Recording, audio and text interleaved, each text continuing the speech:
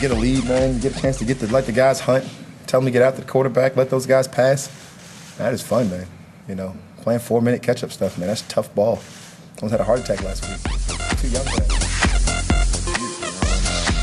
About time went our way. You know, they've been really close games. Since I've been here, they've won the first 4, and they've all been close. I mean, I can think back to my rookie year. Went into Atlanta, had the lead down to the very end of the game, and they what's his name? Redmond came in and hit it on a 4th down. But, you know, they're a great divisional opponent. You know, I got a lot of respect for those guys, offense and defense. You know, they're a good team. We'll get to see them again. Looking forward to that. But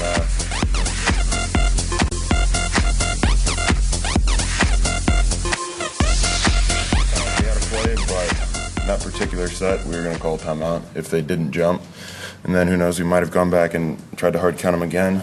Who knows? But we were eventually going to get to a quarterback sneak, so.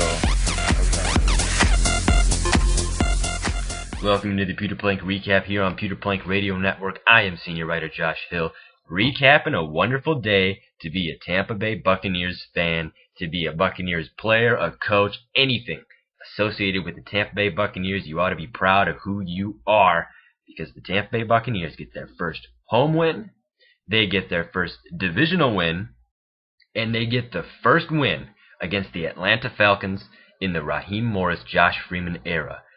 We are going to be recapping that game very shortly here, but we are extending this show, and we are including a wonderful interview with Patrick Nohe, the senior editor and the lead writer over at thepewterplank.com. He will be joining me shortly. We will be talking about the Buccaneers win over the Atlanta Falcons. We will be talking about Josh Freeman and his uncanny ability to get the Buccaneers a victory, and the Buccaneers defense and their uncanny ability to, despite giving up 140 yards to Roddy White and 150 to Julio Jones, their uncanny ability to keep those two monsters out of the end zone and put up a big W in the win column for the Tampa Bay Buccaneers. But let's get to game recap, because it was a wonderful game.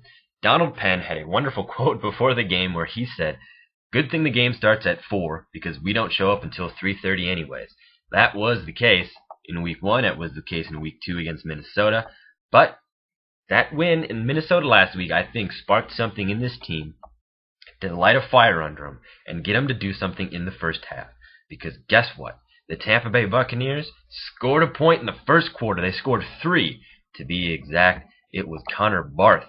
He was able to get the Buccaneers a field goal in the first quarter. So let's kick off some game recap here with the Tampa Bay Buccaneers and the Atlanta Falcons scoring first. Your Buccaneers at the 1:24 mark. It was Connor Barth, 49-yard field goal, makes it a 3-0 game in favor of the Buccaneers. In the second quarter, Matt Bryant, a former Buccaneer, he hits a 26-yard field goal to tie the game up at 3. Josh Freeman, he didn't throw a touchdown today, but he didn't stop himself from getting himself 6 points. He runs it in from a yard out. Connor Barth kicks the extra point. That comes in the second quarter at the 3:39 mark. It makes it 10-3 Tampa. And then, after the Atlanta Falcons fumble the ball away with just above 2 minutes to go in the game, or in the first half, Connor Barth is able to hit a 26-yard field goal after a 4-play Buccaneers drive to make it 13-3 and a 10-point lead for the Tampa Bay Buccaneers against the hot Atlanta Falcons. Hot out of the gates in the second quarter, another Connor Barth field goal. This one at the 6:54 mark. It came after a 16-play, 70-yard drive for the Buccaneers, which ate off 8 minutes and 10 seconds off the clock. And that's a huge stat, too, because we saw this happen to the Buccaneers in the first week of the season against the Detroit Lions, where they fell behind, and then they saw the clock just tick, tick, tick, tick, tick away, and their hopes go with the clock as it ticked down. This time, Tampa Bay was on the delivering end of that fatal blow to the Atlanta Falcons. After an 8-minute, 10-second drive, Connor Barth makes it a 16-3 game. This is where you get excited as a Bucs fan, but you also have to realize that you are playing the Atlanta Falcons, led by Matty Ice Ryan. You got Tony Gonzalez, Julio Jones, Roddy White, Michael Turner, These guys are dangerous, and they showed what they can do if you let up on them even a little bit. Because it takes 2 plays and 59 yards for the Atlanta Falcons to fire back some points of their own. It ended in a 10-yard touchdown pass from to Tony Gonzalez from Matt Ryan. It made it a 16-10 game. But then the Tampa Bay Buccaneers defense put the brakes on the offense of the Atlanta Falcons. All the Falcons are able to get is a 33-yard Matt Ryan field goal to make it 16-13. That came after a 13-play, 53-yard drive, which ate off 3 minutes and 40 seconds from the clock. And the Falcons did that to themselves because you have 4 minutes and 11 seconds left in the game. This is where it gets interesting because Tampa Bay now has the ball. Atlanta has all 3 timeouts. Tampa Bay runs the ball, comes down to the 2-minute warning, and it is 4th and 1. They reviewed it. LeGarrette Blount did not get across the first down marker. 4th and 1. So what does Raheem Morris do? He sends Josh Freeman back out onto the field. Mind you, you are deep inside of your own territory at this point. If the Bucs don't get this, they set the Atlanta Falcons up big time with a sweet spot to not only tie the game, but give them a golden opportunity to go ahead in the game and put the dagger in Bucs fans' hearts like we've seen done 4 times previous under this current regime. Now, 4th and 1. What does Josh Freeman do? He doesn't give it to LeGarrette Blount. He doesn't sneak it himself. He doesn't even throw the ball. He draws the Atlanta Falcons off sides.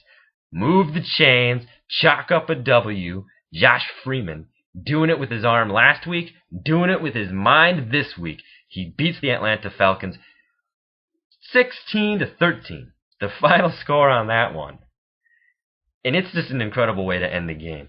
You have the Falcons come in here. It looks like they're going to get one more shot. And what do? They jump off sides. I still can't get over it myself. It was an amazing way to end the game. And it comes at a time when Josh Freeman only threw 180 yards in the game. That's a big stat because last week we saw him explode in the second half against the Vikings defense. This week, he didn't necessarily explode at all at any point during the game. But his 180 yards is overshadowed by his just absolute leadership that he shows this team that we saw again. We saw it last week and we saw it this week. The statistics are different, but the leadership, the swagger, the confidence, the energy that he gives this Buccaneers squad is the exact same. Both games ended in wins. Both games are now in the books as Josh Freeman victories. Mark them. Josh Freeman won this game for the Bucs, but it can be argued that the defense won the game as well. We will get to that in a second. But offensive stats for the Buccaneers, of course, 180 yards passing for Josh Freeman. He throws 2 picks. That's big too. You have 2 picks from Josh Freeman. In any other game last year, Josh Freeman throws 2 interceptions. The game is highly, highly in doubt in terms of its result. This year, against the Atlanta Falcons no less, Josh Freeman throws 2 interceptions. His passer rating is 56.8. He doesn't get to 200 yards passing. He doesn't throw any touchdowns, but he's able to lead the team to a win.